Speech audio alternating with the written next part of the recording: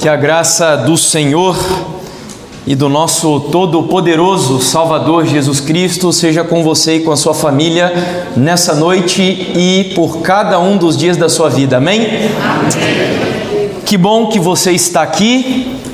Hoje é o nosso segundo encontro dessa mini semana de oração que continuará até a quarta-feira. Ontem nós falamos sobre como viver enquanto Jesus não vem.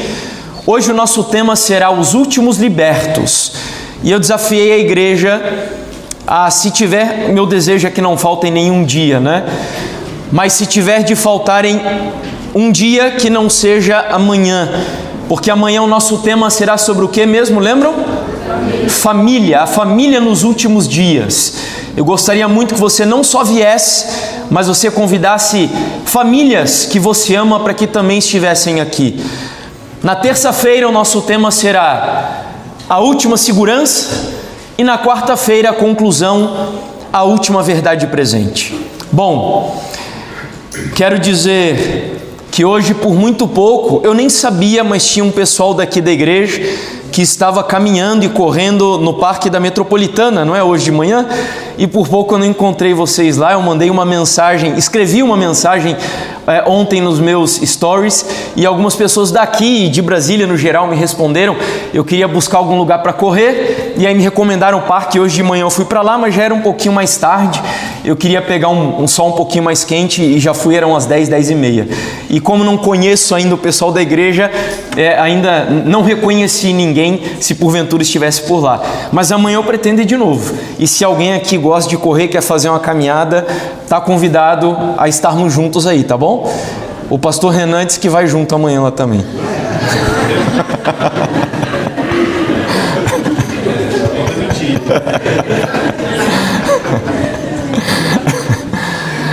Bom, amigos, o nosso tema de hoje, os últimos libertos.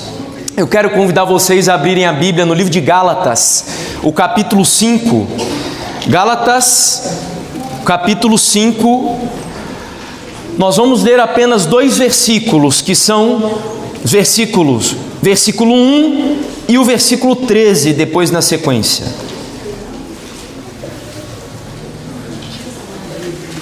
Gálatas, capítulo 5, vamos começar a leitura no verso 1.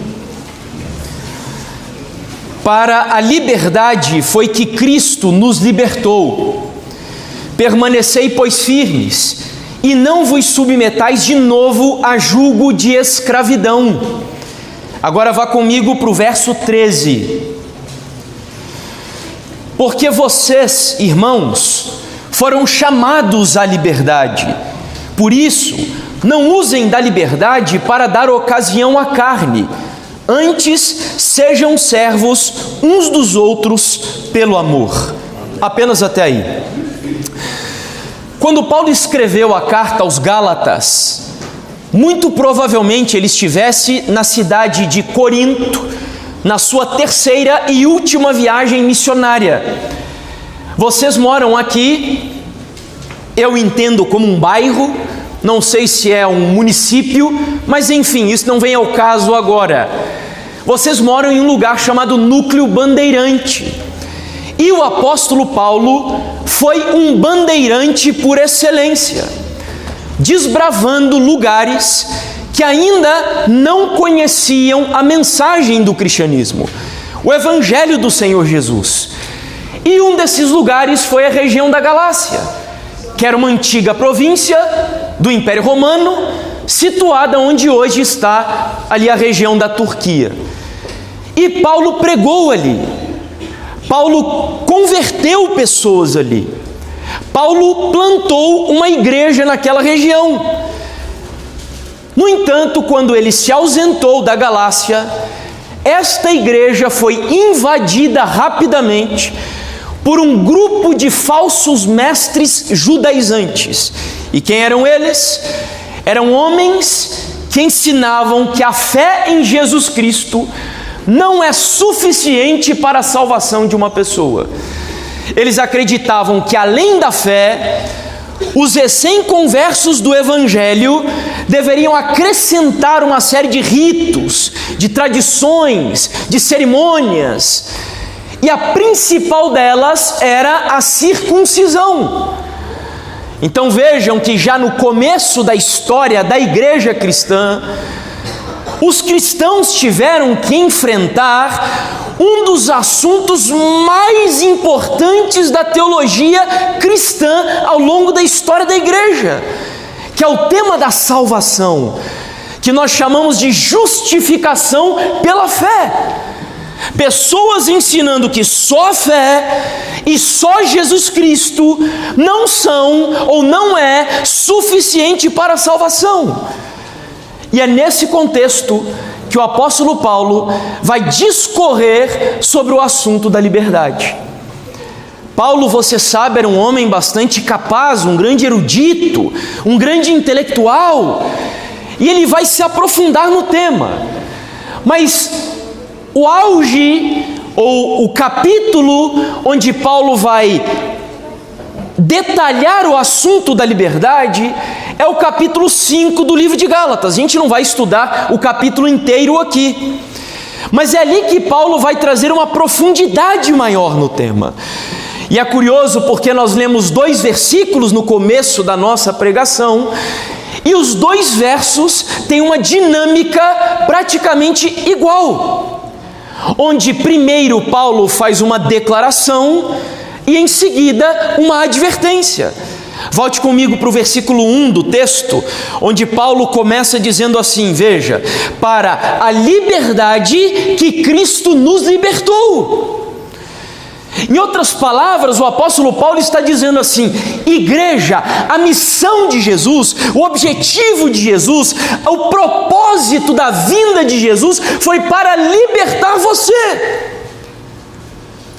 De tal maneira que a tônica do Evangelho, é impossível você pregar o verdadeiro Evangelho se no conteúdo da sua pregação você não fala sobre liberdade, porque o Evangelho é sobre Jesus vir a esse mundo para, pelo poder do Espírito Santo, libertar você.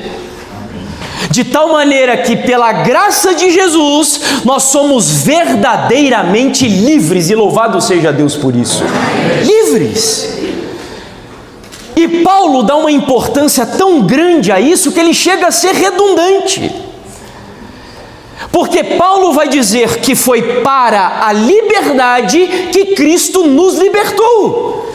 E é óbvio, se eu sou liberto para a liberdade. Mas por que Paulo foi redundante? Por uma razão, e a razão está na sequência do texto. Primeiro Paulo declara a liberdade e em seguida ele faz uma advertência. No mesmo versículo 1 ele continua dizendo assim: não vos submetais de novo a julgo de escravidão. Em outras palavras, Paulo está advertindo aqui a igreja, sabe do que? Gálatas, vocês estão loucos. Eu estive há algum tempo aqui na região da Galácia e eu preguei para vocês o evangelho da liberdade, da graça dos filhos de Deus. E este evangelho libertou vocês das paixões mais esdrúxulas que um ser humano é capaz de viver. Vocês eram escravos da idolatria e se prostravam para deuses de prata, para deuses de madeira, para deuses de pedra. E o evangelho libertou vocês. Só que agora, libertados disso aqui, vocês estão caindo em uma outra escravidão, que é a escravidão, sabe do quê? Do legalismo. E eu costumo dizer que o demônio do legalismo, vez ou outra, ele assombra os corredores da nossa igreja, a Igreja Adventista do Sétimo Dia. E é bom que a gente fale sobre isso de vez em quando, porque eu vivi essa desgraça durante 10 anos da minha vida. E eu sei, muitas vezes a gente se preocupa, com o liberalismo, com as ideias progressistas, e elas são perigosas, mas eu digo para vocês que o legalismo é tão ou mais perigoso do que o outro extremo, porque ele destrói vidas. Por pouco a minha vida não foi destruída. Eu era daqueles que não podia nem ter televisão em casa, do movimento de onde eu vim. A minha esposa não podia nem usar uma calça, ainda que fosse decente, porque nós entendíamos que apenas a saia e comprida era a roupa de uma mulher. Eu me relacionava com a comida, com a alimentação, que é uma coisa extremamente importante, cara, para a igreja adventista, não me interpretem mal, mas me relacionava com esse assunto de forma pesada. E eu tive prejuízos sociais, prejuízos financeiros, prejuízos emocionais, educacionais, porque na minha cabeça, se Jesus está voltando, estudar para quê? Era assim que eu pensava. Então o legalismo é um demônio que destrói vidas. E Paulo está advertindo os Gálatas quanto a isso. A título de exemplo, há alguns anos, o Rodrigo Silva, para quem não o conhece, talvez seja o arqueólogo bíblico mais conhecido no Brasil e um dos mais respeitados mundo afora, foi convidado para participar de um podcast. Na ocasião era a primeira vez. Ele foi chamado para estar no Flow. Na época era o podcast mais assistido e popular do Brasil. O Monark estava lá ainda na época. E o contexto do Flow é um podcast bem irreverente, bem informal, para o público jovem. O Monark inclusive entrevistava os seus convidados fumando maconha. E foi assim que ele entrevistou o Rodrigo Silva. E enquanto conversava com o Rodrigo, e o Rodrigo falando sobre céu, morte, salvação, arqueologia, juízo de Deus, confiabilidade da palavra de Deus, eles pediram um lanche e começaram a comer. Enquanto isso, tinha um grupo de adventistas acompanhando ao vivo a programação no chat. E eles começaram uma discussão, porque o Rodrigo estava comendo um hambúrguer. E sabe sobre o que era a discussão? Se o hambúrguer do Rodrigo era de carne ou era de soja. Nesse contexto que eu acabei de dizer para vocês. Como eu disse, não me interpretem mal. A mensagem de saúde é importante. Aliás, embora a gente tenha muita coisa escrita sobre saúde, teve uma história que entrou como uma flecha no meu coração para entender quão importante é você cuidar da sua saúde. E a história de um missionário chamado Robert Murray McCheyne. Não sei se já ouviram a história dele aqui. Ele estava acamado, era um missionário, um homem que se dedicava pela pregação do Evangelho. E já no seu leito de morte, um amigo chegou para ele e perguntou assim: Robert, o que aconteceu com você? Você é um homem de Deus, um pregador, por que você está assim? Sabe o que ele respondeu? Deus me deu um cavalo e uma mensagem. Eu não cuidei do cavalo e por isso já não consigo mais entregar a mensagem. Você entendeu? O cavalo é o seu corpo. E você precisa cuidar da sua saúde para oferecer o seu melhor para Deus. Só que quando você não entende cada coisa no seu devido lugar, você pega aquilo que Deus deu para ser uma bênção para a sua vida e você transforma em um peso legalista sobre a sua vida e sobre a vida de outras pessoas da igreja, e aquilo que deveria ser uma bênção vira uma maldição. E é sobre isso que Paulo está falando aqui. Só que como Paulo era um homem equilibrado, e sabendo que nós temos tendências aos extremos, Paulo vai fazer uma nova declaração e outra advertência no versículo 13. E aí ele começa declarando assim no verso 13: Irmãos, fostes chamados à liberdade. Irmãos, isso é um convite. A liberdade é um convite. O Evangelho é um convite. É a boa nova de que Deus convidou você para que os seus grilhões sejam rompidos, as suas algemas sejam abertas e em nome de Jesus a cela que te aprisiona ao pecado seja arrebentada para que você goze da liberdade do Evangelho. É um convite. Eu quase vejo Jesus ao dizer para aquela mulher tomada no ato do adultério, quando ele declara: mulher, vá e não peques mais, é como se ele estivesse dizendo: mulher, vá e seja livre. Só que em seguida Paulo faz também uma advertência. No mesmo versículo 13 ele diz assim: irmãos, fostes chamados à liberdade, porém não usem da liberdade para dar ocasião à carne. Em outras palavras, Paulo agora vai concluir o raciocínio dizendo: olha, não temam de viver a plenitude da liberdade do Evangelho. Não deixem que pessoas, não deixem que criem uma série de ritos, de regras para aprisionar você, para colocar você dentro de uma caixinha, para que você não peque. Não, o Evangelho não é isso. O Evangelho é sobre liberdade. No entanto, não pense que a liberdade do Evangelho é uma carta de alforria para você extravasar todos os desejos e as paixões que você tem na sua vida e no seu coração. Esta não é a liberdade do Evangelho. O tema da liberdade é um tema muito sério na Bíblia. E curiosamente ele não é um tema só de crentes, porque alguns poderiam pensar assim, né? Nós, já vem o irmão com essas mensagens igrejeiras. Não, o assunto da liberdade é um assunto tão sério, tão importante e profundo, que a sociedade civil se importa com esse tema.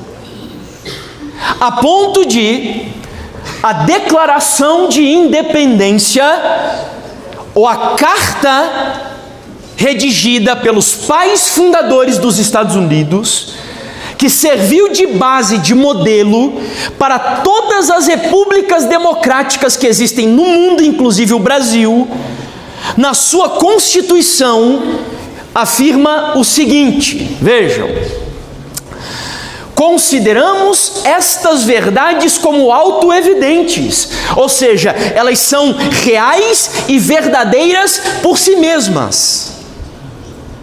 Que todos os homens são criados iguais, que são dotados pelo Criador de certos direitos inalienáveis, ninguém pode privar você desses direitos. Quais são? Ele continua, que entre estes são vida, liberdade e busca pela felicidade. Ou seja, o assunto da liberdade não é um tema só para a igreja. E nós não estamos falando sobre liberdade religiosa, nós estamos falando de liberdade no âmbito da moral, da ética, dos princípios e dos valores. A nossa própria Constituição, que foi inspirada na norte-americana, garante liberdade para todo cidadão brasileiro. Então, nesse momento, eu quero pedir licença para você. Nós vamos dar um tempo aqui na Bíblia e a gente vai precisar fazer aqui uma viagem rápida na história. É lógico que eu peço desculpas até, eu não gosto de ser muito superficial, mas não dá para a gente se aprofundar em tudo o que vamos falar aqui. Então a gente vai apenas tocar em alguns tópicos. Mas nós vamos começar dos nossos dias, vamos voltar um pouco na história e depois voltaremos para os nossos dias e vamos concluir com a Bíblia. Então vamos lá. Eu preciso que você entenda o que as pessoas da sua geração pensam quando nós falamos sobre liberdade. Então, para isso, eu vou começar pegando a resposta que o ex-deputado federal, o Jean Willis, deu em uma entrevista quando perguntaram a ele o seguinte: Jean, o que você faria se soubesse a data do fim do mundo? Ele deu a seguinte resposta: eu acho que usaria todas as drogas ilícitas que eu não usei por ilicitude. E faria muito sexo. Não foi exatamente a palavra que ele usou, mas não é uma palavra legal para a gente trazer aqui para dentro da igreja. Com todo mundo que quisesse comigo. Eu ia muito, não estou lendo porque tem criança aqui na igreja, muito amor, muito antes do mundo acabar. Muito beijo, muito amor e muita coisa. Uma resposta meio grotesca, não é? Meio estranha, no mínimo, para usar um eufemismo. Mas eu trago a resposta dele para a igreja porque eu acredito que ela reflete o que as pessoas da nossa geração pensam quando falamos sobre liberdade. A maioria das pessoas hoje acreditam que ser livre é você fazer o que quiser, quando quiser, como quiser e quando quiser, sem que ninguém tenha o direito de impor regras e limites para a sua vida. Isso é tão verdade que um estudioso da cultura ocidental no livro E Agora Como Viveremos, que é o Charles Colson, ele não era cristão, converteu-se ao cristianismo, trabalhou inclusive no gabinete do presidente Richard Nixon lá nos Estados Unidos e depois se converteu. E ele começou a estudar a realidade da nossa sociedade. E ele transmite o que ele concluiu sobre o que ele percebeu no âmbito da liberdade na cultura ocidental. Vivemos numa época em que a liberdade tem sido definida como escolha absolutamente livre. Não importa o que nós escolhemos, a dignidade do indivíduo reside na mera capacidade de escolher, você entendeu? Ele concluiu que as pessoas acreditam que só são livres se elas puderem escolher o que fazer de maneira absoluta. Não podem ter regras, não podem ter leis, não podem ter restrições. Eu só sou livre se eu puder fazer isso de forma absoluta e irrestrita. Será que isto é a liberdade bíblica, teologicamente falando? Será que essa ideia aí é peculiar à nossa geração? Eu quero dizer para você que não. Muitos aqui certamente conhecem este artista da música, do rock brasileiro, da década de 60, 70 ali mais ou menos. Quem que é? O Raul Seixas. E já naquela época, o Raul Seixas, como um filho do seu tempo, ou seja, ele bebeu da cultura daquela geração que ele viveu. Eu lembro que quando eu estudava História na faculdade, o ano de 1968, nós chamávamos de, isso é historiografia, não era a nossa forma de chamar, mas a historiografia chama de o ano que não acabou. Sabe por quê? Porque um grupo de jovens adeptos da filosofia hippie e revolucionária na França queriam romper com uma visão tradicional cristã de mundo. E eles propuseram para esse rompimento 3 coisas. Nós queremos sexo livre, nós queremos drogas livre e nós queremos o que? Lembram? Rock and roll. Eram as 3 coisas. Tanto é que o resultado dessas ideias gestadas lá na Europa deram origem a um fenômeno nos Estados Unidos, que foi o Woodstock. Já ouviram falar do Woodstock? Quem não conhece, depois escreva lá na internet e você vai entender que Woodstock nada mais foi do que essas ideias na prática. E o Raul Seixas bebeu dessas ideias. E no ano de 1974, ele publicou uma música chamada Sociedade Alternativa, onde num trecho da sua poesia, ele dizia assim, já naquela época: viva, viva, viva a sociedade alternativa, faz o que tu queres, há de ser tudo da lei. Então vejam que essa ideia que permeia a nossa geração, nós estamos apenas colhendo o fruto daquilo que foi cantado, daquilo que foi pintado, daquilo que foi articulado, porque a cultura influencia a sociedade. Por que ontem nós começamos a nossa mini semana de oração desafiando a igreja a sair disso daqui e produzir o que, igreja? Cultura. Porque a cultura influencia. E por influência daquilo que foi semeado, cantado naquela época, nós estamos colhendo os frutos hoje. Ou seja, ele dizia: viva, faz o que você quiser, deve ser a única lei para governar a sua vida. Isso é liberdade. Porém, será que essas ideias surgiram ali? E eu preciso dizer para você que não também. E eu disse que a gente ia voltar um pouquinho na história, né? Lembram das épocas que nós estudávamos sobre iluminismo e Revolução Francesa? Lembram disso? Até hoje, inclusive, nós temos algumas autoridades aqui do Brasil, alguns ministros, que vez ou outra em entrevistas exaltam o iluminismo. Já vi alguns deles dizendo em entrevistas claramente: nós somos uma sociedade iluminista.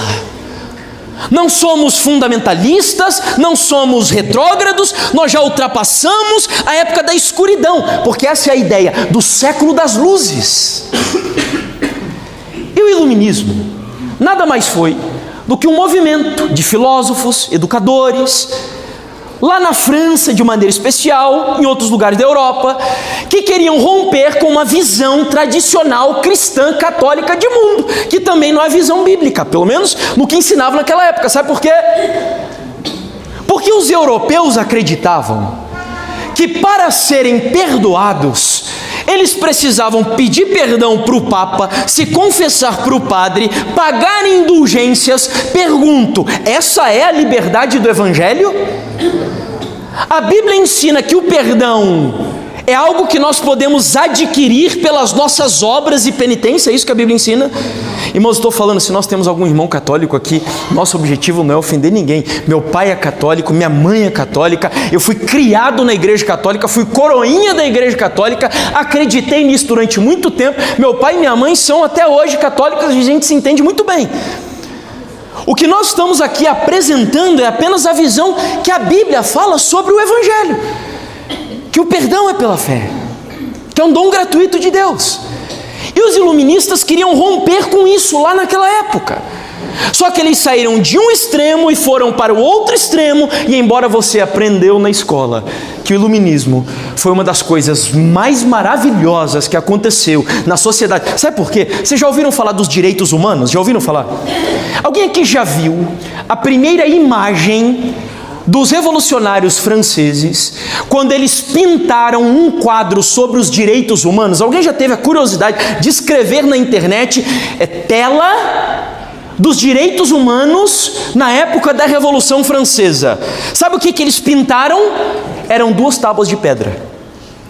Porque a intenção dos revolucionários, e tem muitos estudiosos que falam sobre isso, eles não romperam de maneira absoluta com a religião, não. Quem pensa que os revolucionários queriam erradicar a religião é um equívoco. O que eles fizeram, na verdade, foi substituir a religião cristã por uma religião humanista, onde o ser humano foi colocado no centro de todas as coisas. Vou citar um exemplo para vocês. No ano passado eu estava gravando lá em Paris, aquela série do Grande Conflito. Nós estávamos ali nas margens do rio Sena, perto da Catedral de Notre Dame. E foi exatamente ali naquele lugar que os revolucionários pegaram uma jovem de mais ou menos 14, 15 anos de idade, despiram essa jovem das suas roupas, alçaram a jovem numa procissão, caminharam com ela pelas margens do rio Sena até entrar na Catedral de Notre Dame, derrubaram uma estátua de Maria que tinha dentro da catedral, colocaram a jovem ali e disseram: a partir de hoje, esta é a única deusa que nós vamos cultuar aqui na França, a deusa da razão. Era o ser humano no centro de todas as coisas. Tá, mas o que isso tem a ver com o tema da liberdade? Sabe o que tem a ver? Quantas cores tem a bandeira da França, lembram? 3 cores. E as 3 cores, nós aprendemos, representam uma das pautas da Revolução. E quais eram as 3 pautas centrais da Revolução Francesa, lembram? Liberdade, igualdade e fraternidade. Ou seja, o tema da liberdade foi aquele que deu origem à Revolução. De tal maneira, deixa eu ver se está aqui, não está, eu tirei. Era um texto de um historiador, mas vamos pular, vamos para esse daqui que nos interessa. Jean-Jacques Rousseau, um dos maiores filósofos iluministas da França. Vejam só como ele começa escrevendo talvez o livro mais conhecido dele, que é o do Contrato Social. E ele já disse assim, ó: o homem ou o ser humano nasce como, igreja? Livre. Mas em todos os lugares, como é que o ser humano está na visão dele? Acorrentado. Em outras palavras, o que o Rousseau estava dizendo era o seguinte: o ser humano, no seu estado mais primitivo, original, na antropologia eles gostam de chamar o ser humano como o bom selvagem. Rousseau estava dizendo que o ser humano, quando a gente nasce, nós somos bons. Nossa natureza é boa. Nós somos originalmente bons. O problema do ser humano não é a sua natureza. O problema do ser humano é a sociedade que corrompe o ser humano. Era isso que ele estava dizendo ali. Porque na visão dele, o homem nasce livre, mas ao seu redor ele está acorrentado. E o que isso significa na prática? Vou mostrar duas aplicações aqui para vocês. A segunda, para mim, é a mais clara de todas. O Charles Colson, analisando as palavras de Rousseau, se ele estivesse correto na sua declaração. Irmãos, para quem não entendeu só, isso é uma quebra de paradigma tremenda. Porque o cristianismo ensina, na sua visão de mundo, que a natureza do ser humano é o quê? É má, é pecaminosa. E aí de repente vem alguém, e detalhe, o nosso sistema pedagógico até os dias de hoje é profundamente influenciado pela filosofia de Rousseau.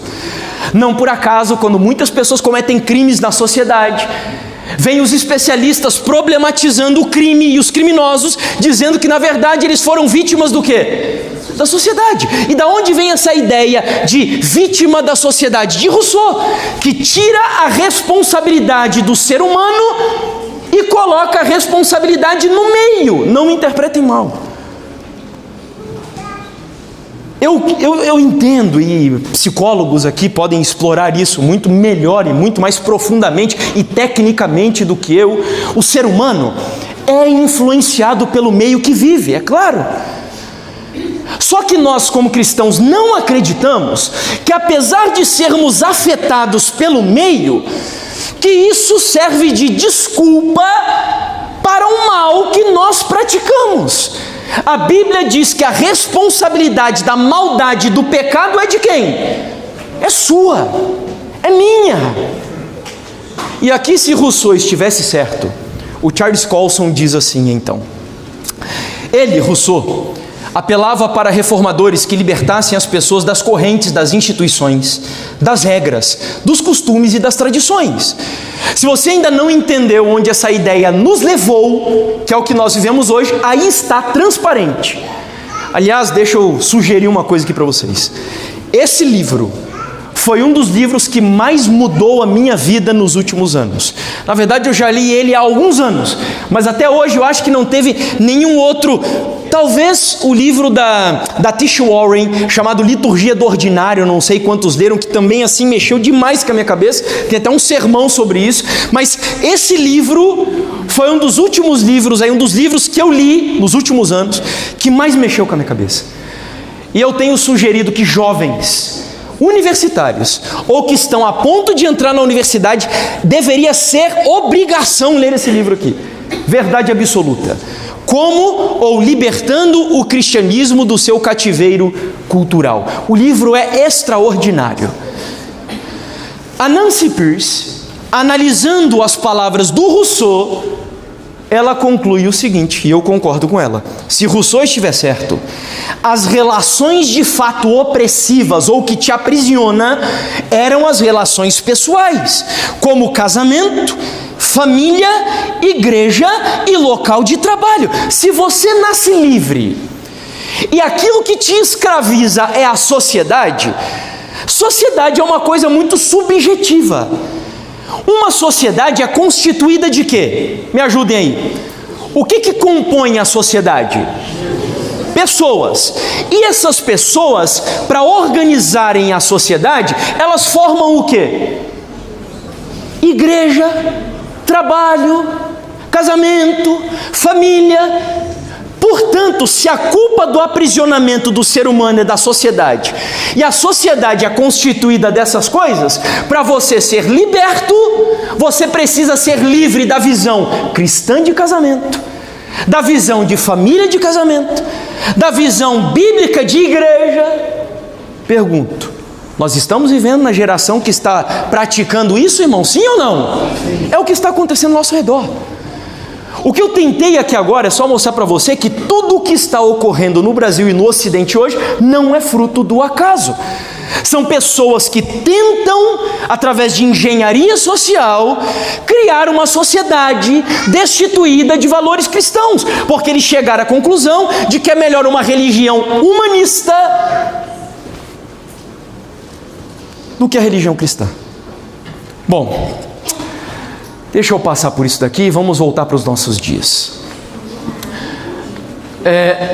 Eu monitorei o trabalho do Felipe Neto durante alguns anos para entender, porque é um dos maiores influenciadores do nosso país, para entender a dinâmica de trabalho dele.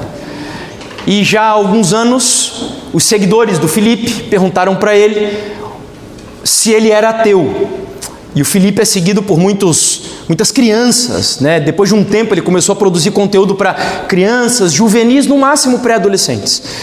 E ele deu a seguinte resposta: eu quero que vocês entendam como essas visões de liberdade equivocadas, revolucionárias, estão moldando o pensamento social, influenciando líderes sociais e, através deles, as novas gerações.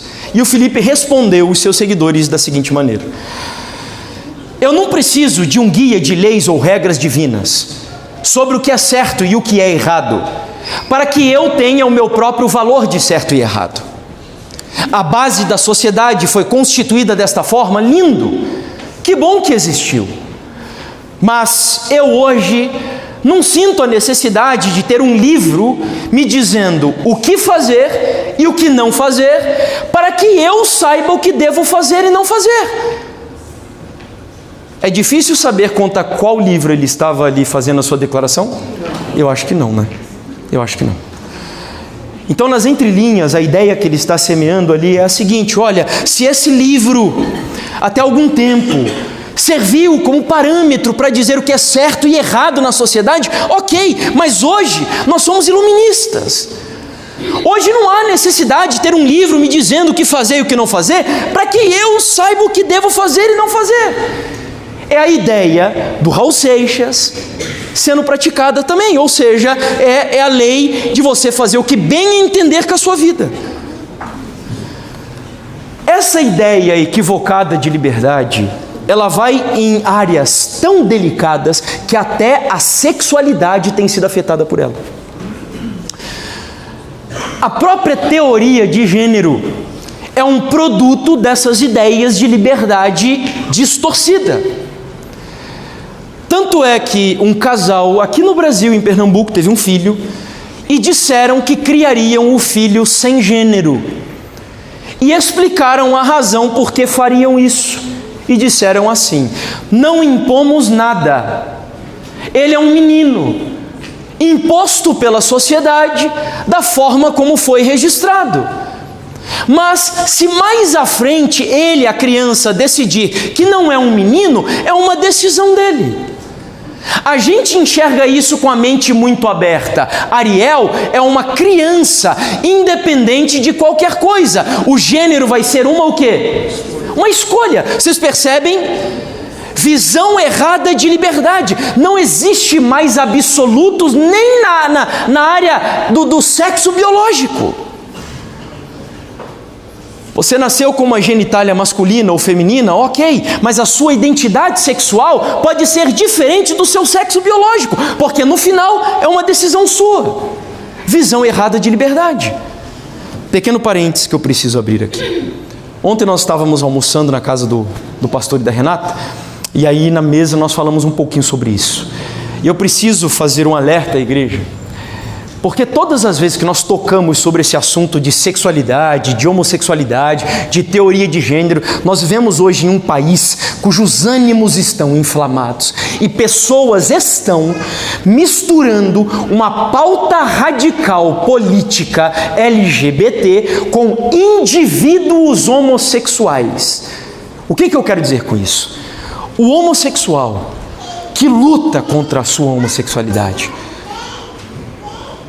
que sente atração pelo mesmo sexo, mas sabe que isso desagrada a Deus. Por mais que ele possa ter os seus jeitos diferentes, que não agrada a você, que você acha que não é bom, amigos, entenda o que eu vou te dizer. O homossexual que luta contra isso, ele é tão filho de Deus como qualquer outro pecador que luta contra qualquer outro pecado dentro da igreja. E ele deve ser amado por vocês, acolhido por vocês, ajudado por vocês. Eu tenho passado por igrejas onde jovens chegam para mim no final de pregações como essas, abrem o seu coração dizendo: irmão Jefferson, eu estou dizendo isso com conhecimento de causa, eu sou homossexual e dentro da minha igreja eu tenho lutado contra isso, irmão, mas os líderes da minha igreja zombam de mim, rejeitam a mim e eu não estou sendo ajudado pela minha igreja. Meus irmãos, nós não temos ideia do que é uma pessoa, talvez pelo resto da sua vida, um jovem, ter que adotar o celibato. Você não tem ideia do que é isso, da luta que é isso.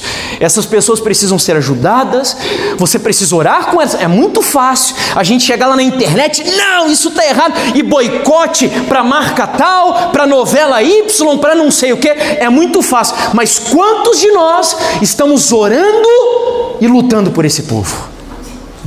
Fica até uma sugestão aqui para vocês. Convidem o Flávio. O Flávio tem um ministério muito bonito, chamado Ministério Amizades Verdadeiras, ligado, eu não lembro se é a Associação Paulistana ou a Associação Paulista, não lembro agora, mas o Flávio é homossexual. E ele tem visitado igrejas para orientar líderes, pais, pessoas, sobre como lidar com jovens que têm essa luta, esse desafio na sua vida. Voltando aqui.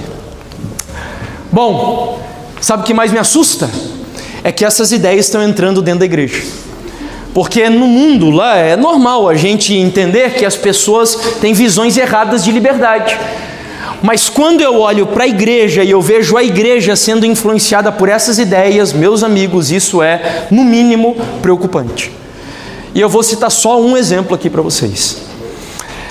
Há alguns anos, em um dos nossos internatos, aconteceu uma vigília jovem. E ali estava um cantor e um pregador muito conhecido da nossa igreja. E dentre muitos absurdos que foram ditos, ele fez uma declaração que é a que eu vou ler aqui agora. Eu digo absurdos, não são porque eu discordo dele, mas é porque o que ele passou para os jovens ali está completamente contrário às orientações da igreja. Aliás, abrindo mais um parênteses aqui, eu sei que você se chateia com a igreja às vezes. Você não se decepciona com a igreja às vezes, ou é apenas eu que me decepciono? Você se decepciona também, sim ou não? Sim. Você vê algumas injustiças acontecendo na igreja às vezes, sim ou não, irmãos? Sim. E às vezes isso deixa a gente revoltado. E muitos abandonam a igreja, muitos param de dizimar, muitos se desanimam. Deixa eu dizer uma coisa para você. Por mais que o diabo tente fazer de tudo para destruir a igreja, há uma promessa bíblica que diz que as portas do inferno não prevalecerão contra ela. Deus cuida da sua igreja, irmãos. Eu tenho viajado de norte a sul desse país e mundo afora, e em todos os lugares por onde eu passo, eu vejo ali apostasia na igreja, mas nunca apostasia da igreja. Sabe por quê? Porque em todos os lugares Deus também tem homens e mulheres que pertencem a Ele ali. Amém. Todos os lugares. Então não se preocupem. Orem pela igreja, lutem pela igreja. E eu já disse a vocês, eu não estou falando aqui como alguém que cobra ou que ganha da igreja para falar isso, não, irmãos. Eu vivo de doações, de ofertas, mas eu creio que Deus levantou a igreja, Deus sustenta a igreja e Deus conduzirá a igreja em triunfo em nome do Senhor Jesus. Porque Ele é o fundamento da igreja. E se Ele é a rocha, a igreja de Deus é indestrutível. Voltemos aqui. Então foi dita a seguinte declaração: na religião de Jesus Cristo, todas as coisas me são lícitas, mas nem todas elas me convêm. E quem é que determina o que convém e o que não convém? Essa é a pergunta central. Com 20 anos de idade, eu achava que era a igreja, achava que se eu abrir o manual da igreja, se eu ler Ellen White suficiente, se eu consultar a liderança, eu vou saber qual é a vontade de Deus e o que é lícito, o que me convém. E ele conclui: com 34 anos de idade, eu tenho muito pouco interesse no que pessoas dizem ou tradições dizem. Vejam a sutileza aqui. O que ele está dizendo, em outras palavras, ali é: com 20 anos de idade, quando eu era jovem, inexperiente, eu achava que para saber o que convém e o que não convém, eu deveria conversar com o pastor. Eu achava que eu deveria ler os livros de Ellen White, consultar um líder da igreja. Hoje, com 34, mais experiente, não preciso. Não preciso saber o que o pastor diz. Não preciso saber o que Ellen White diz, para quem é adventista, né? Não preciso saber o que o meu ancião diz, por exemplo. Não. E ele conclui. Com 34 anos de idade, eu tenho muito pouco interesse no que pessoas dizem ou tradições dizem. Eu tenho interesse em Cristo e no Evangelho. E ele volta para a pergunta: e quem é que determina o que convém e o que não convém? Qual que é a resposta? Qual é a resposta, irmãos? Eu. Só que agora vem o verniz, porque Satanás Muitos adventistas acham que o grande engano do diabo contra a igreja, sabe qual que é? Sabe qual que é? O pessoal acha que é facinho a gente descobrir quem será o anticristo. E no geral, nós cremos que a gente vai descobrir quem é o anticristo. Sabe como? O anticristo vai pisar aqui, não é assim? Jesus não vai pisar, mas o anticristo vai pisar. Então olha aqui para frente, presta atenção aqui, quem consegue enxergar? Chega um pouquinho mais para cá. Meu pé está no chão, sim ou não? Sim? E agora, está no chão? E agora, irmãos? Continua no chão ainda? E agora, sim ou não? Foi extremamente difícil vocês descobrirem se eu estava pisando ou não estava pisando no chão, não é? É um engano terrível esse, não é, irmãos? Jesus diz que, se possível, Satanás faria o que mesmo? Enganaria quem? Sabe como que o diabo tem enganado muitos cristãos? O pecado, ele parece mel, é gostoso, é doce. É exatamente a mesma estratégia que ele usou para enganar Sansão.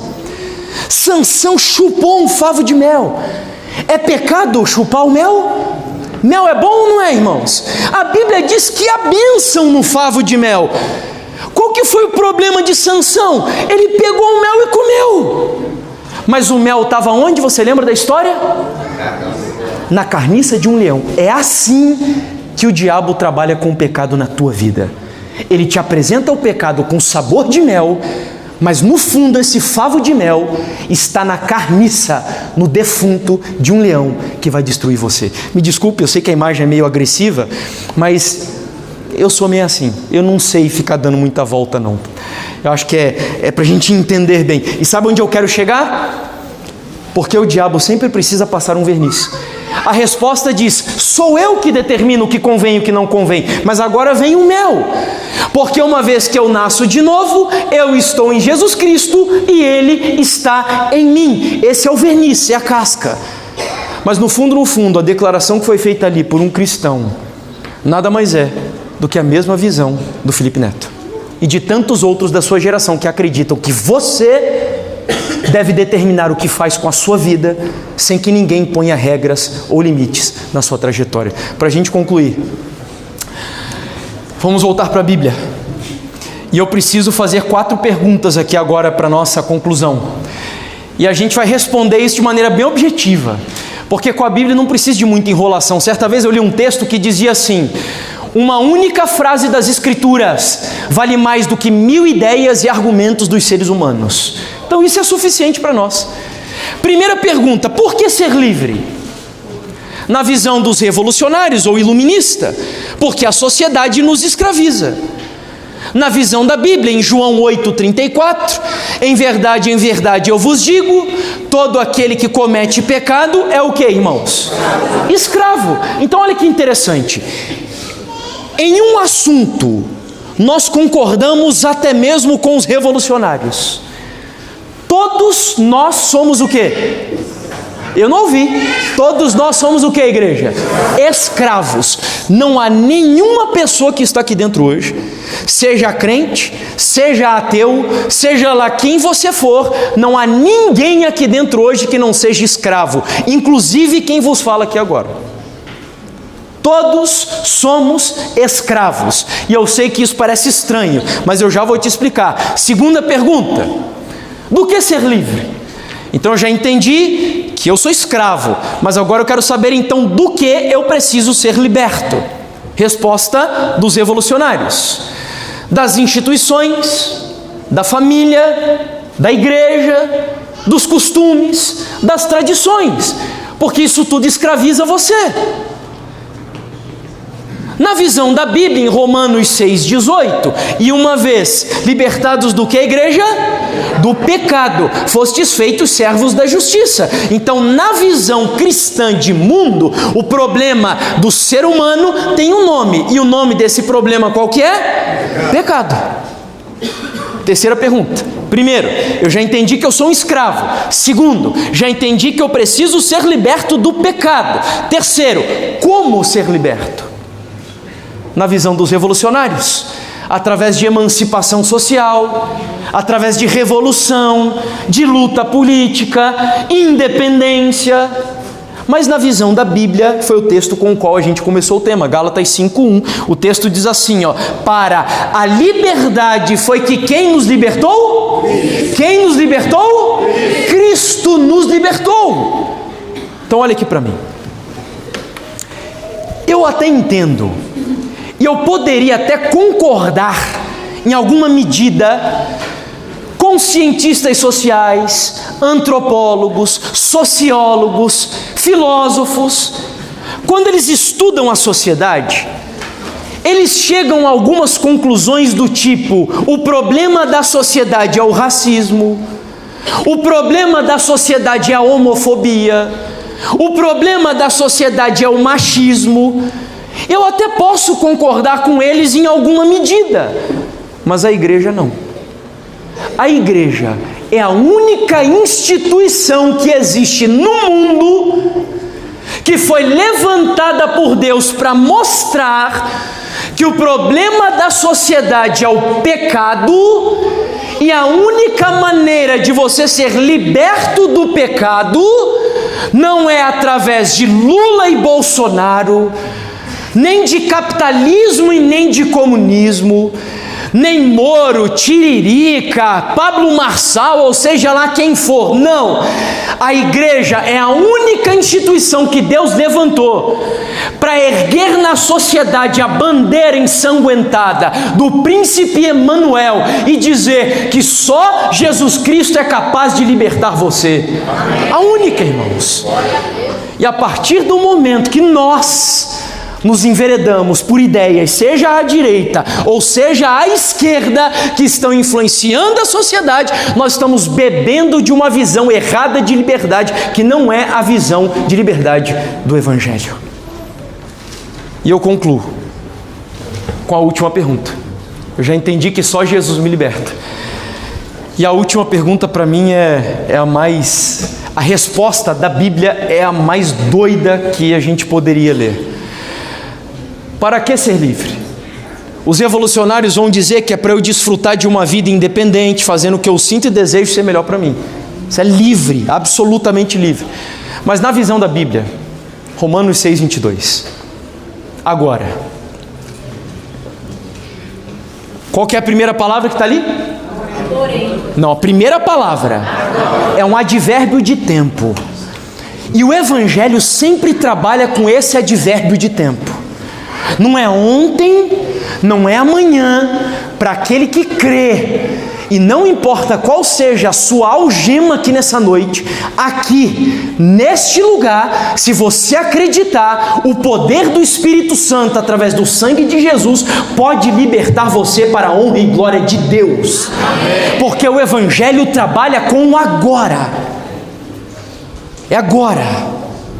Agora, porém, libertados do que, irmãos? Do pecado. Então vejam que Romanos 6:22 está fazendo o caminho que a gente traçou. Sou escravo, Jesus me libertou do pecado, só que eu sou transformado no que agora? Servo de Deus. E é ali que começa a loucura. Porque a palavra servo no idioma original, sabe qual que é? Escravo. Significa literalmente escravo.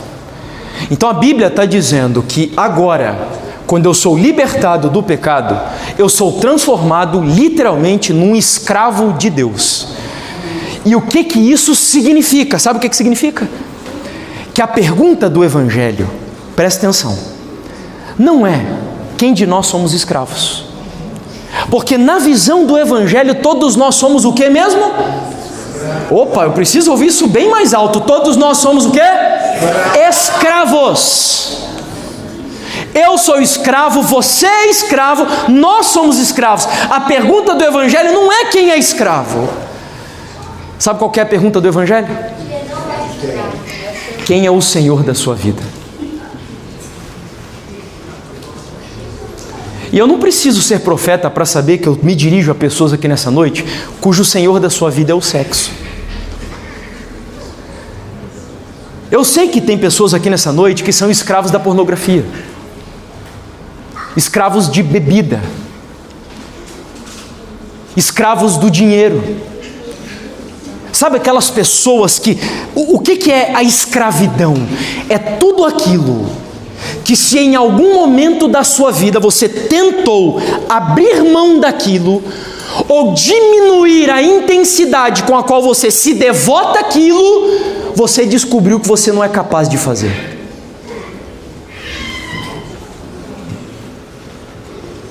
E nós somos escravos. Pessoas que são escravos de viagens. Sabe aquelas pessoas que encontram sentido de vida apenas eu preciso ir para Dubai, preciso nas viagens que estão na moda.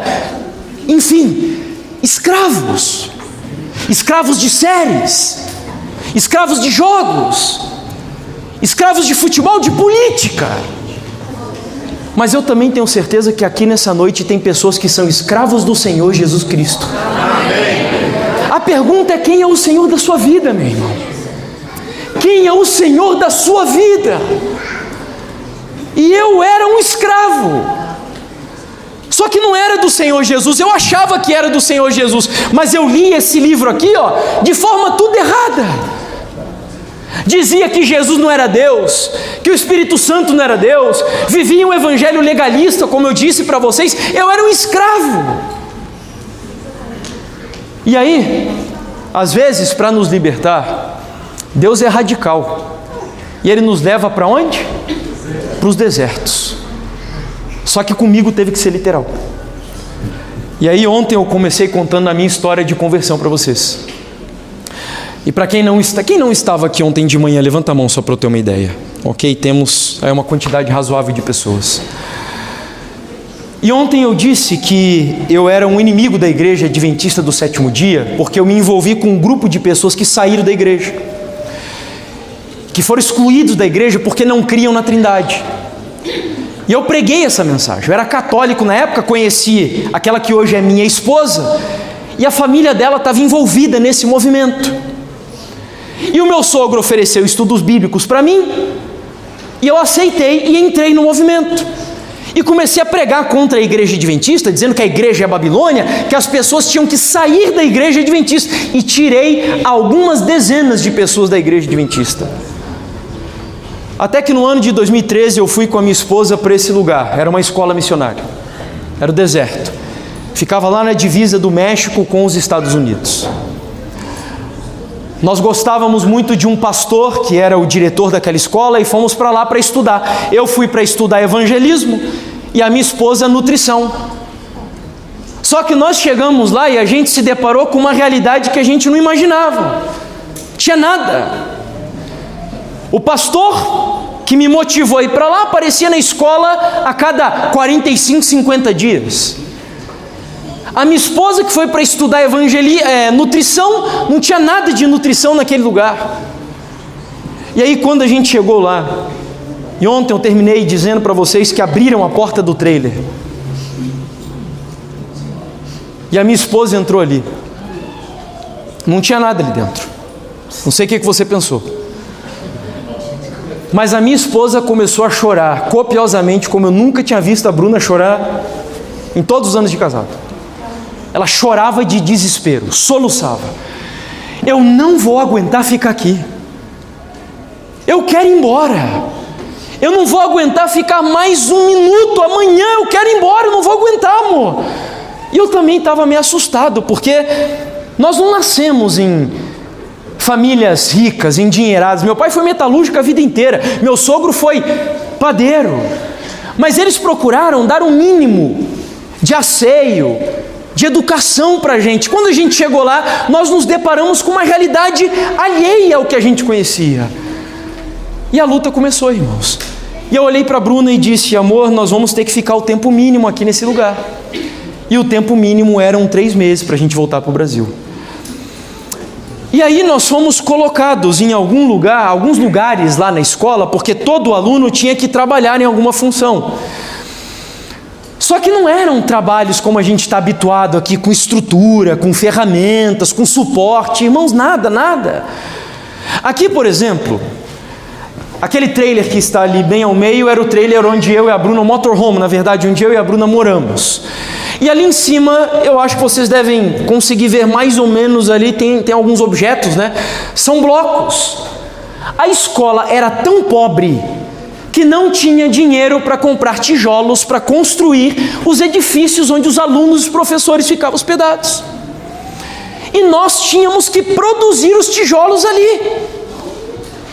A gente subia ao pé da montanha, extraíamos a argila. Eu fiz isso. Extraía a argila do meio do barro, separava a argila, misturava com a palha com os pés, formava o lodo, pegava o molde, deixava o molde secar e formavam ali os blocos, que eram grandes, pesados, e a gente levava para os lugares de construção. Sabe quantos reais entrava na escola para sustentar cerca de 45 pessoas o mês inteiro? Eram R$1.500, R$1.600 para sustentar 40 pessoas o mês inteiro. Toda sexta-feira a gente almoçava com o que sobrava da semana. Depois era decretado jejum, porque não tinha mais comida na escola. Nós ficávamos em jejum até sábado à noite. E no sábado à noite quebrávamos o jejum. E não pense você que era um cafezão colonial, não. Sabe o que fazia? Eles pegavam os pães bolorados da semana, raspavam o bolor, torravam os pães, pegavam uma meia laranja e era com isso que a gente quebrava o nosso jejum. Era dessa maneira. Lá foi a primeira vez que eu senti, a gente aqui no Brasil tem o mau costume de dizer, né, estou morrendo de fome, não é? E lá foi a primeira vez que eu senti fome de verdade, irmãos. Foi a primeira vez, entendi um pouquinho do que é ter fome. E nós estávamos sofrendo demais, sem entender por quê. Eu vim aqui para estudar, minha esposa veio aqui para estudar, e a gente está passando por tudo isso, por quê?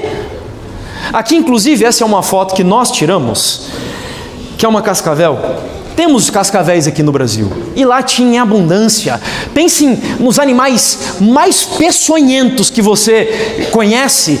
Lá no deserto era por todos os lados, era escorpião negro, era viúva negra, era cascavel. E por que eu trago essa foto para a igreja? Porque ela representa os desafios que nós enfrentávamos lá. Deus por vezes leva você e a mim para o deserto para nós nos conhecermos melhor. Porque ali era só eu e Deus, não tinha igreja, não tinha pai e mãe, era eu e Deus. E aliás, eu naquela época, amanhã eu vou falar sobre isso, eu não entendia o que era ser um homem dentro de casa. E a minha esposa, irmãos, estava sofrendo e sofrendo muito. E sabe o que é pior? Sozinha. E amanhã eu vou falar para você sobre o que significa ser um homem de Deus dentro do lar. Eu não entendi ainda. E eu via a minha esposa sofrendo, eu estava sofrendo, mas não era como a minha esposa. Minha esposa sofrendo, a Bruna voltava todos os dias para o trailer chorando, irmãos, chorando. Ela foi colocada para trabalhar na cozinha. Só que as condições da cozinha que a Bruna trabalhava eram terríveis. Não tinha luz muitas vezes, faltava água com frequência. Louças, às vezes acumulavam louças das nossas refeições assim, uma atrás da outra. E aí imagine você sem água, naquelas condições, e pior, no meio do calor, amontoava, Deus é testemunha, tinha uma área da cozinha que no chão amontoava uma nuvem de moscas a ponto de ficar preto quando você olhava para o chão. Era nojento aquilo. Nojento. E a Bruna ali naquelas condições, lenha, era só forno a lenha. Eu digo, eu não tenho nem graduação, mas eu digo que tem algo que eu virei doutor ao longo da minha vida. Sabe no que? Eu tenho doutorado em ser lenhador, porque a quantidade de lenha que eu tive que no machado, porque trabalhei também assim lá no deserto, cortar, tinha algumas árvores lá espalhadas e tal, e a gente passava às vezes 4, 5 horas debaixo de um calor terrível, cortando lenha, derrubando árvore, para colocar no fogão. E a Bruna naquelas condições, chorando. E eu tinha medo que a minha esposa fizesse uma besteira, porque eu havia emocionalmente com dificuldades. E aí um dia, eu estava trabalhando, a Bruna também, e aí eu terminei de trabalhar e comecei a procurar a Bruna pelo deserto. E eu fui para um lado e a Bruna não estava lá. Fui para o nosso trailer, não achei a Bruna. Fui para o outro lado, olhei por todos os lados, perguntei para os alunos, professores, ninguém sabia onde estava minha esposa. E eu fiquei desesperado, irmãos. Desesperado. Até que eu estava voltando de um dos lugares onde eu fui procurar, e aí eu tive, sei lá, acho que Deus me impulsionou a fazer aquilo, olhei para o alto. E quando eu olhei para o alto, era uma montanha. E as montanhas de lá, é óbvio que não tem as vegetações da nossa flora, né? Então, a montanha era praticamente árida, seca e muito pedregosa. Eu olhei para cima e eu conseguia ver tudo o que estava até o topo. E quando eu olhei lá para o alto, e eu me fixei para ver o que eu percebi que estava ali, o susto que eu levei foi tão grande, eu fiquei tão impressionado com o que eu vi lá, que para continuar a história é óbvio que eu só vou poder seguir amanhã, né? Eu não vou terminar hoje a história para vocês, tá bom? A nossa programação não termina hoje. É hoje que termina a programação? É claro que não, né? Então amanhã nós vamos voltar aqui. Não se distrai, irmãos, ainda não acabou. Olha aqui para mim. Eu sei que vocês estão nutrindo sentimentos de amor agora por mim, não é? Amanhã qual que é o horário da nossa programação aqui? Às 20 horas, não é? Às 8 horas a gente se encontra aqui. Mas nessa noite eu ainda tenho um convite para você. E eu quero convidar o meu amigo Elias para vir aqui. E eu tenho, olha aqui para mim agora, não se distraia por nada, não se levante, não saia para ir ao banheiro. A gente prega para essa hora. Olha aqui para mim, irmãos, olha aqui. É para esse momento que o sermão é feito. Porque se ninguém nunca disse isso para você, deixa eu te dizer uma coisa. Semana de oração não muda a vida de ninguém. Você entendeu o que eu acabei de dizer? Semana de oração não muda a vida de ninguém. Eventos, congressos, isso não muda a vida de ninguém. São importantes, são necessários, mas o que muda a sua vida são as decisões que você toma ao sair pelas portas da igreja, quando você assiste uma programação, quando você participa de um congresso. Sabe por quê? Porque o máximo que nós podemos fazer, nós podemos orar por você, nós podemos cantar para você, nós podemos convidar você, mas tem uma coisa que só você pode fazer. E sabe o que é? Sabe o que é? Decidir. Então, eu tenho certeza que o Espírito Santo falou com você ao longo dessa mensagem.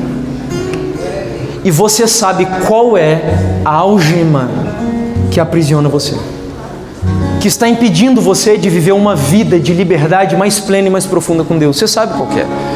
Aliás, eu não li a continuação do texto de Romanos 6:22. Quantos aqui desejam viver uma vida de santidade para a honra e glória de Deus, tendo nojo do pecado e fazendo a vontade de Deus? Diga um amém aí, irmão. Você deseja viver isso? Amém? Sabe o que aquele texto continuava dizendo?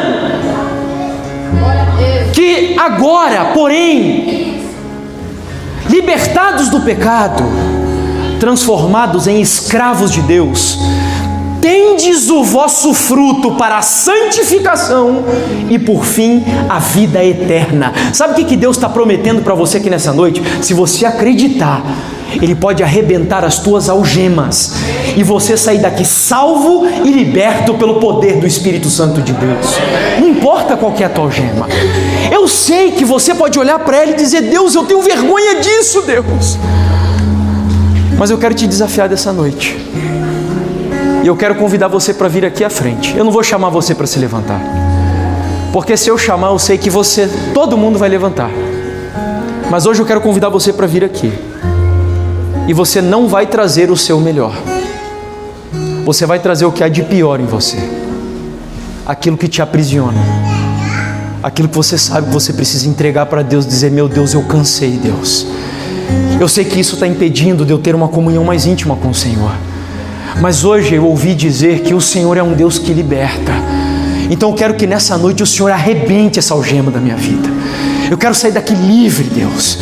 Eu ouvi de um Senhor, de um Deus, de Jesus que veio para me libertar. Então não admito, eu não quero mais viver essa vida de escravidão. Se você acredita e você deseja, você virá aqui à frente. Você vai em oração apresentar a tua algema para Deus. Porque nessa noite, em nome de Jesus e pelo poder do Espírito Santo, se você crer, Ele vai libertar você. Amém.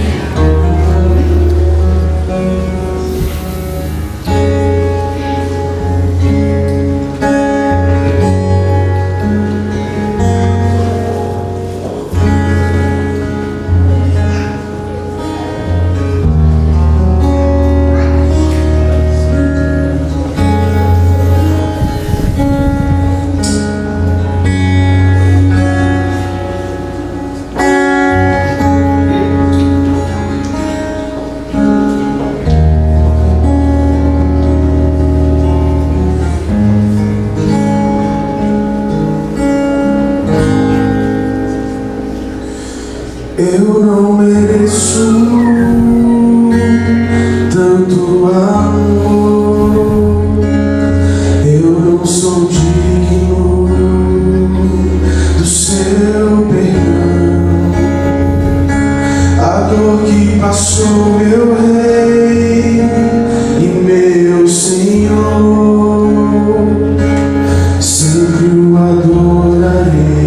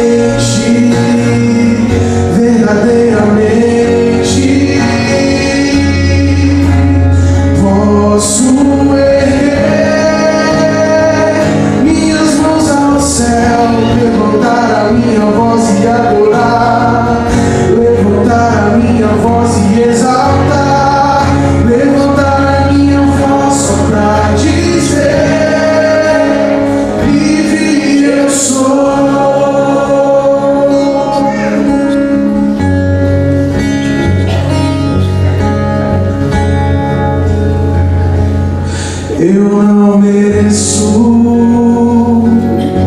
tanto amor, eu não sou digno do seu perdão.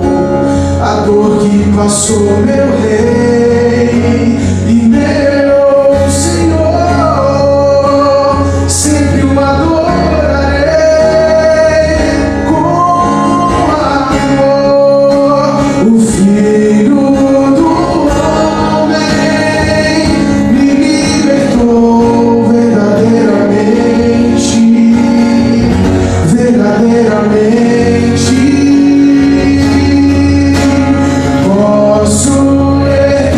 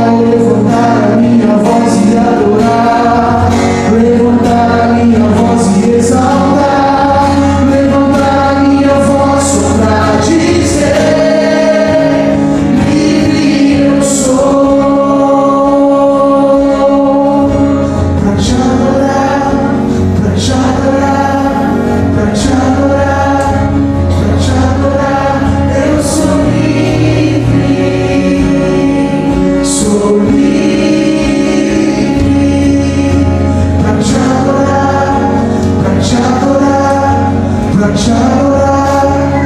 te adorar, eu sou livre,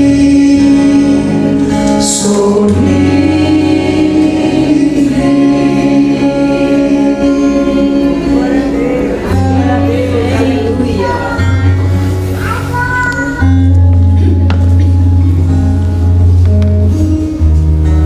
Eu sei que tem mais pessoas que precisam estar aqui.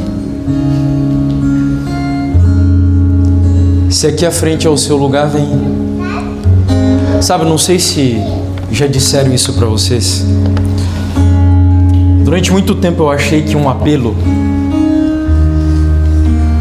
era uma espécie de conclusão boa de um sermão. Achava que era bonito o pregador fazer um apelo, as pessoas virem à frente. Mas eu entendi que o apelo tem um propósito. Deus sabe o que vai dentro do coração de cada um de vocês. A gente não atende apelos por causa de Deus, sabia disso? Deus não precisa de apelos. Ele sabe exatamente tudo o que você decidiu aqui hoje. Sabe para que servem os apelos? Para quem?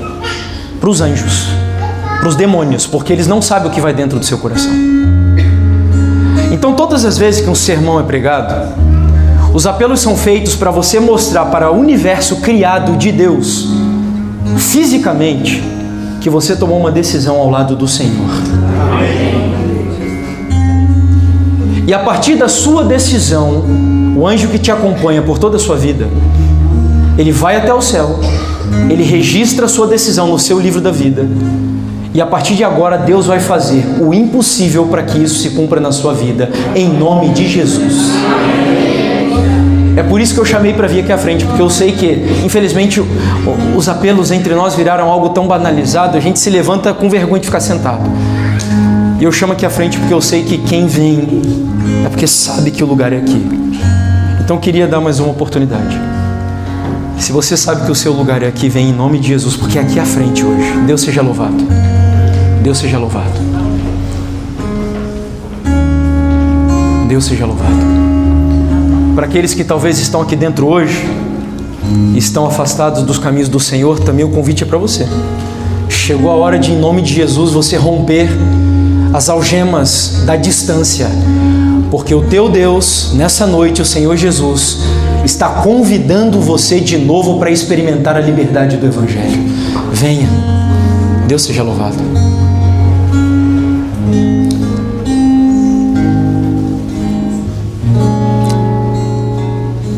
Eu vou dar 20 segundos para vocês, os que estão aqui à frente. Fale com Deus, apresenta para Ele a tua algema, conversa com o Senhor. Em seguida eu vou fazer a oração final em voz alta. Feche seus olhos e conversa com o Senhor.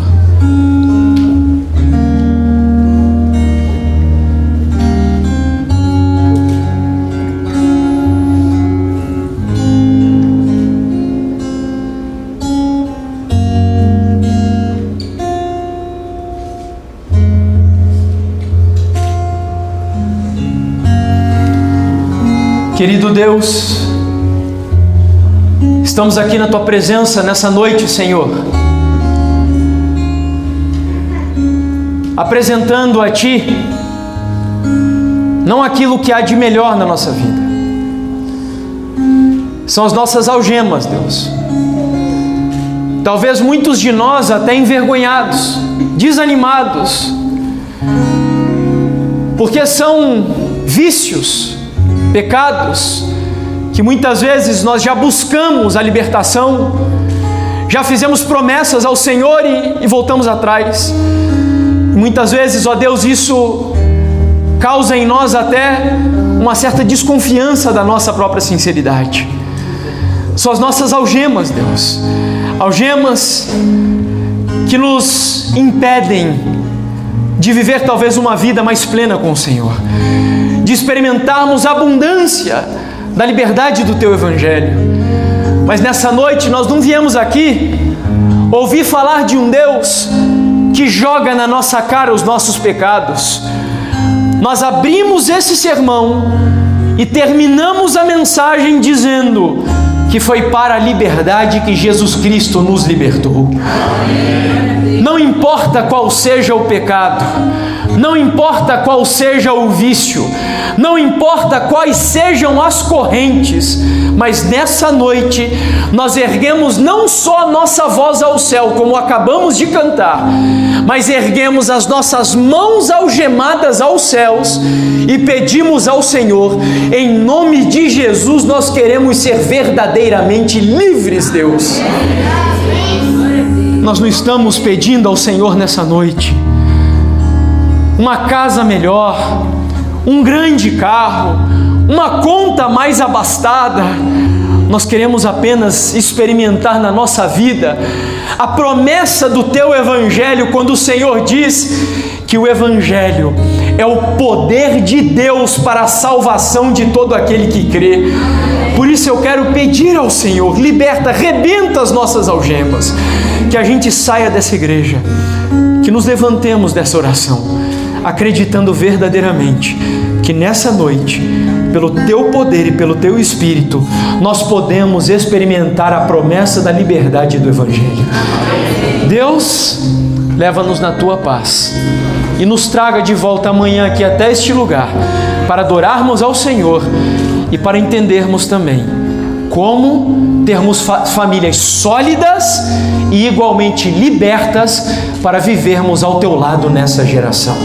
Essa é a minha e a nossa oração, em nome de Jesus. Amém, Senhor.